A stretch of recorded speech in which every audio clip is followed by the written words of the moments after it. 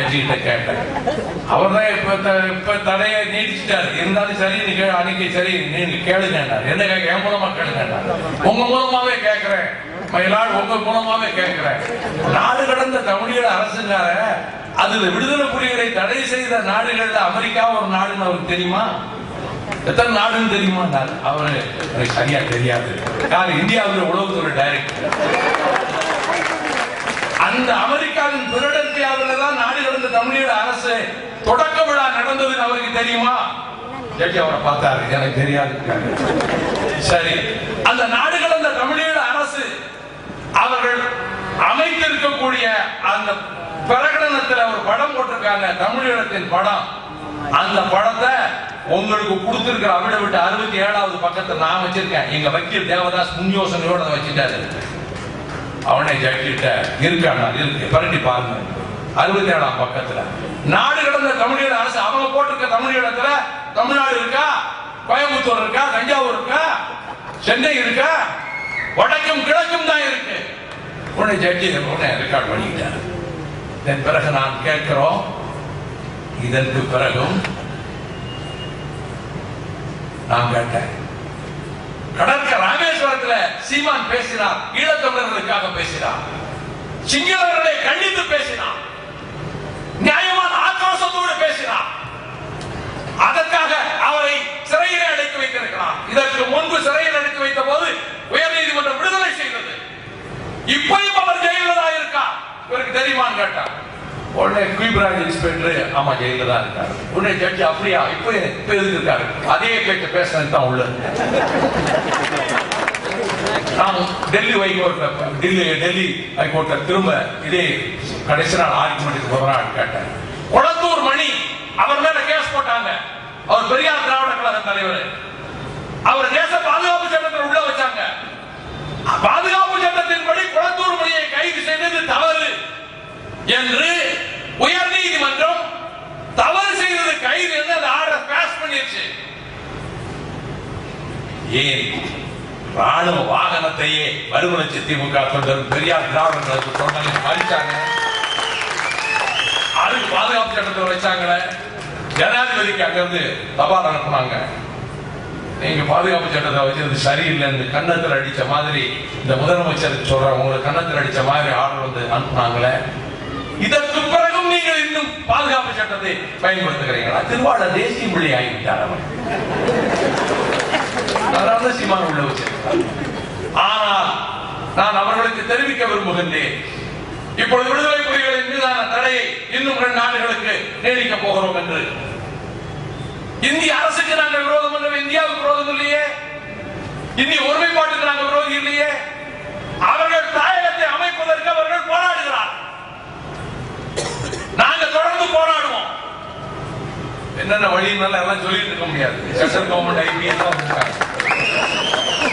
நாங்க ஒரு வழி வச்சிருக்கோம். நானும் அண்ணன் 2 மாதம் மேடையில பேசி வச்சிருக்கோம். நாங்க ஒரு ஸ்ட்ராட்டஜி வச்சிருக்கோம். நியாயங்கள் தான் ஜெயிக்கும். தமிழனின் பக்கம் இருக்கக்கூடிய அறம் தான் வெல்லும். அக்கிரமும் துரோகமும் அழிந்தே போகும். மாவீரர் நாளிலே சொல்லுகிறேன், தமிழீழத்தை அழிப்பதற்கு ஆயுதங்களை கொடுத்தீர்களே பாதிகளே, எங்கள் 8 தமிழர்களை நிர்வாணமாக்கி கொண்டானே, மன்னிப்புண்டா அதற்கு? தாயையும் கற்பழிச்சு மகளையும் கற்பழிச்சாரையா ஒரே குடும்பத்தில். இவ்வளவு அக்கிரமங்களையும் இலங்கை செய்வதற்கு நீங்க இங்க இருந்து எல்லா ஏற்பாடும் பண்ணீங்க. மன்மோகன் சிங் அரசுக்கு சொல்றேன், நான் வந்து வைத்தியத்தில் நம்பிக்கை இல்லாத, ஆனால் அறம் வெற்றி பெறும், அறம் நின்று அக்கிரமக்காரர்களை அழிக்கும் என்பதிலே அசைக்க முடியாத நம்பிக்கை கொண்டார். நீங்கள் செய்த பாவங்கள் அவனோட சேர்ந்து அவனுக்காக கொடுத்தீங்களே, உங்களுக்கு நல்லா வந்து விடியும். பீகாரோட முடிஞ்சு போச்சுன்னு நினைக்காதீங்க.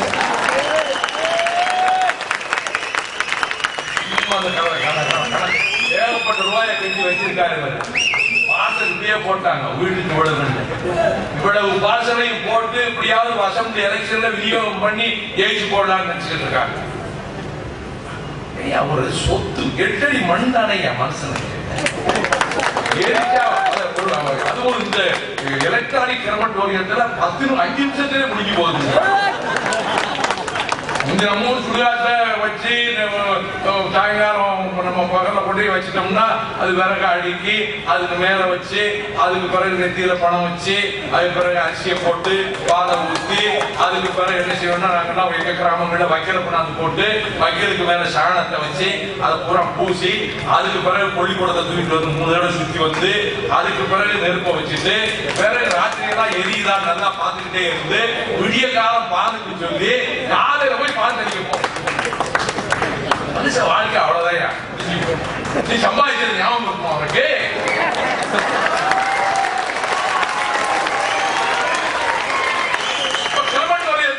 சொல்றாங்க 2 minutes முடிஞ்சு போகுது. மண்ணுக்குள்ள போறவன் நம்ம சம்பாதிச்சதுல மண்ணுக்குள்ள ஞாபகம் இருக்குமா? வாழ்க்கை என்பது என்ன? எவ்வளவுதான் சம்பாதிப்பீங்க? என்ன சொல்றாங்க? எல்லா இடங்களையும் வாங்குறாங்க, எல்லா சொத்துக்களையும் வாங்குறாங்க, எந்த இடத்தை பார்த்தாலும் வாங்குறாங்க, தீவுகளை வாங்குறாங்க. வெளிநாட்டுக்கு இவ்வளவு அக்கிரமங்களையும் பாவங்களையும் செய்யறதுக்கு ஒரு முடிவு வந்தே தீரும். இந்திய அரசுக்கு சொல்லுகிறேன், ஈழத் தமிழ் இனத்தை படுகொலை செய்ய ஆயுத உதவி செய்தவர்களுக்கு மன்னிப்பே கிடையாது. மான உணர்ச்சியுள்ள தமிழர்கள் ஒருபோதும் மன்னிக்க மாட்டார்கள். இதைக்கெல்லாம் மன்மோகன் சிங் அவர்களே, உங்களை ஏவி விட்ட சக்தி எது என்பது எனக்கு நல்லா தெரியும். நான் மக்களா சொல்லுவாங்க, எல்லாம் சொல்லுவாங்க, மக்களா சொல்லுவாங்க எந்த சக்தின்னு சொல்லி. இப்போ நான் தெரிவிச்சுக்கிறேன், எங்களை அழிச்சு போட்டு எங்க இனத்தை அழிச்சு போட்டு எங்க பிள்ளைகளை அழிச்சு போட்டு நீங்க நல்லா பதவி பரிசோடு இருக்கலாம்னு நினைக்கிறீங்களா? நீங்க தானே மகாபாரதத்தில் சொல்றீங்க 13 வருஷம்னு. 13 வருஷம் கழிச்சுதான் வந்தது. அது ஒருத்தர் நான் அண்ணன் சொன்ன மாதிரி பீஷ்மாச்சாரியாரு மன்மோகன் சிங். பீஷ்மாச்சாரியார் என்றாலும் உடம்பு பூரா 1000 அம்புகள் பாக்கியது இல்ல, இது சிகண்டியின் அம்புகள் இல்ல, இது அர்ஜுனன் எய்த அம்புகள் அப்படின்னு அவரும் விழுந்தார்ல. பக்கத்திலே பார்த்துக்கிட்டு இருந்தார்ல. பீஷ்மாச்சாரியாருக்கு கிரீடத்திலே வச்சுட்டாங்க இல்ல. பீஷ்மரும் அக்கிரமத்துக்கு துணை போன காரணத்தினாலே அவரும் வீழ்த்தப்பட்டார்.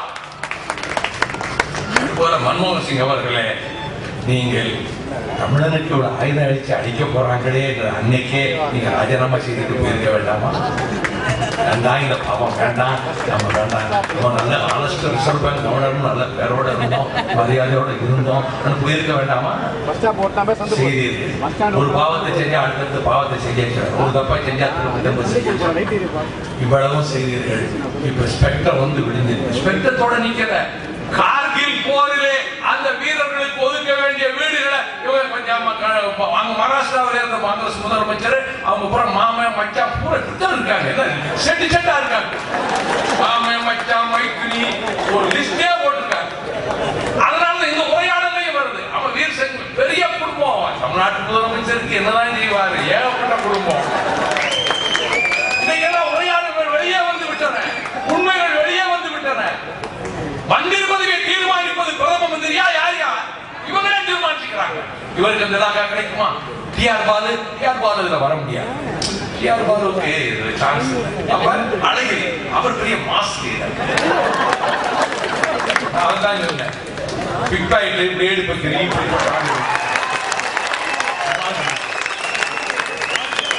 முன்னாள் அமைச்சர் மாவட்ட செயலாளரை வெட்டி கொண்டதுக்கு புலங்கேஸ்ல உள்ள போக வேண்டிய ஆளு மத்தியிலே மந்திரி.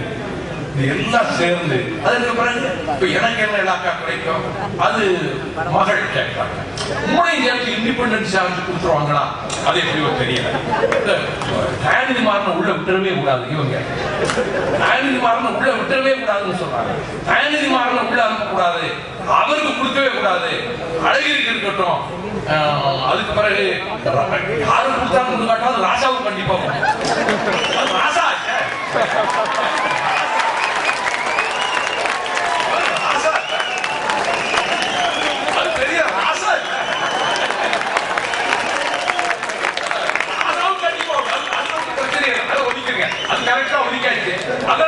அடிக்க முடியாது. அதுல 2008 பார்த்தாச்சு, 2009 திரும்ப திரும்ப வரும்போது இன்னொரு மந்திரி வந்து என்னத்தையாவது கண்டுபிடிச்சு இது நாலு விவகாரங்கள் வந்து அது பெரிய பூதமா வெடிச்சிடக்கூடாது இல்ல. அவர் ராசாவை கொண்டு அடுத்து அழகிரி கொண்டு அடுத்து இன்னொன்னு மானம் விட மாட்டார். அவர் டிஎம்கேனுடைய முகம் தன் தாங்காவுடைய பிரதிநிதின்னு அவர் எல்லாத்தையும் சொல்லிட்டு இருக்காரு தயாநிதி மாறன். அப்ப அவருக்கு கொடுத்துட்டு அப்ப மகள் கனிமொழிக்கு ஒரே குடும்பத்தில் இவ்வளவு பேர் கொடுத்ததுன்னா பிரச்சனையா இருக்கு. இதுக்கு கோவிச்சுட்டு மந்திரி பதவியில நான் பதவி பிரமாணத்தை பார்க்க மாட்டேன் வந்துட்டார். முல்லை பெரியாருக்காக வந்தாரா, காவிரியாருக்காக வந்தாரா, பாம்பாத்துக்காக வந்தாரா, பாராத்துக்காக வந்தாரா, தமிழக மீனவர்களுக்காக வந்தாரா, ஈழ தமிழருக்காக வந்தாரா? இவர் கோவிச்சுட்டு வந்தார். கோவமெல்லாம் இருக்காது, சொல்லி பாப்பார் பயங்கா வேற ஒண்ணு தட்டி கொடுத்ததை வாங்கிக்கிறார். அவர் கூட்டு நமக்கு தெரியும். சரி, அதுக்கு பிறகு அவங்க யாரு கொடுக்கிறது இதை பற்றி பேசி ஊர் சிரிச்சு போச்ச.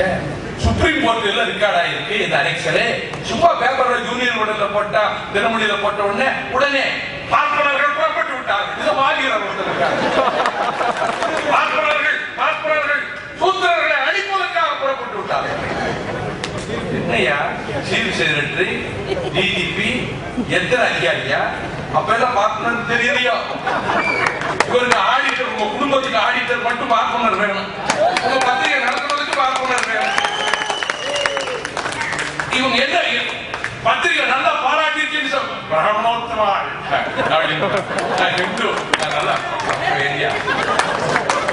ஏதாவது அட்டாக் பண்ணிட்டா ஆனந்தம் இதெல்லாம் பேசுறதுக்கு உங்களுக்கு என்ன தகுதி இருக்கு? மஞ்ச சாமியை போட்டுக்கிட்டு இதை பற்றி பேசலாமா? அந்த அதிமுக பொதுச் செயலாளர் கேட்கிறாங்க. உங்களுக்கு என்ன தேவை? எப்படி கேட்க என்ன ரைட் இருக்கு? நாலு நட்சத்திரம், நேரம், ராகு, காக, யமகண்டம், புலிக எல்லாம் பார்த்து எல்லாம் நடக்குது. புட்டபர்த்திக்கு போய் பிறந்த நாள் வாழ்த்து கட்ட ஒரு துணை முதலமைச்சர். திராவிட இயக்கமா நீங்க?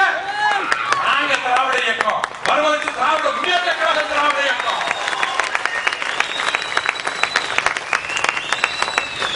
நாங்க இருக்கிறோம். பதவிகளும் கொடுத்து இந்த பதவிகளை பங்கு வைக்கிற விஷயம் இன்னைக்கு நம்ம ஊர் மீடியாவில் தாங்க ரொம்ப அடக்கி வாசிக்கிறாங்க. ரெண்டு பேப்பர் தைரியமா எழுதியிருக்காங்க. தினமணி வடநாட்டுல நார்த் இந்தியாவில் நான் மக்கள் ஈழ பிரச்சனையில அவங்க வந்து பச்சை துரோகம் பண்ணாங்கன்னு நான் அப்படியே அட்டாக் பண்ணுவாங்க. இப்போ இந்த பிரச்சனைய கார்கில் போர் வீரர்களுக்கு ஒதுக்க வேண்டிய வீடுகளை காங்கிரஸ் அரசு கபலீகரம் செய்து கொண்டது. ஊழல் அதுல ஒரு ஊழல் அப்படின்னு வந்தா அடுத்தடுத்த ஊழல், அடுத்து எல்ஐசில ஊழல், பேங்க்ல ஊழல், காமன்வெல்த் கேம்ஸ்ல ஊழல், விளையாட்டு போட்டியிலே ஊழல், எல்லாம் வரிசையா வந்தது. இப்ப ஸ்பெக்ட்ரம் ஊழல். இவ்வளவு ஊழல்களும் சேர்ந்து இதை சிக்கிக்கிட்டு இருக்கக்கூடிய அரசு, இதை சிக்கிக்கிட்டு இருக்கக்கூடிய காங்கிரஸ் அரசு. காங்கிரஸ் அரசு 5 வருஷம் நீடிக்காது. காங்கிரசின் தலைமையிலான அரசு நான் இன்னைக்கு இந்த கூட்டத்தை வச்சோம். இந்த அரசு 5 ஆண்டுகள் நீடிக்காது. ஏற்கனவே ஜெகன்மோகன் ரெட்டி ஒரு சட்டம் ஒரு லைன் எடுத்து போயிட்டு இருக்காங்க. அது ஒரு பக்கம். எனவே இவ்வளவு பெரிய பிரச்சனைக்கு மத்தியில இவர் திடீர்னு எங்களோடு உறவு வேண்டுமா என்பது தீதான் நல்லதான் யோசித்துக் கொள்ளுங்கள். இலங்கையிலே தமிழர்களுக்கு அரசியல் பகிர்வு, அரசியல் உரிமைகள் அந்த அளவுக்கு கிடைக்கவில்லை என்பது எங்களுக்கு ரொம்ப கவலை அளிக்கிறது. கொடுத்தால் நாங்கள் நன்றி உடையவர்களாக இருப்போம். கலைஞர் அவர்களை நீ தமிழ்நாடு ஏமாற்ற முடியாது. சுகுமார் தெளிவா எழுதி வச்சுட்டு போயிட்டான் மரண சாசனம். எங்களை ஏமாத்த செஞ்ச துரோகத்தை நானு பாருங்க எல்லாரும் சுருக்கமா முடிச்சிட்டாங்க. குளத்தூர் மணி ஊர்ல அவர் போய் ஆக வேண்டிய துக்கம் இன்னைக்கு. அதனால அவர்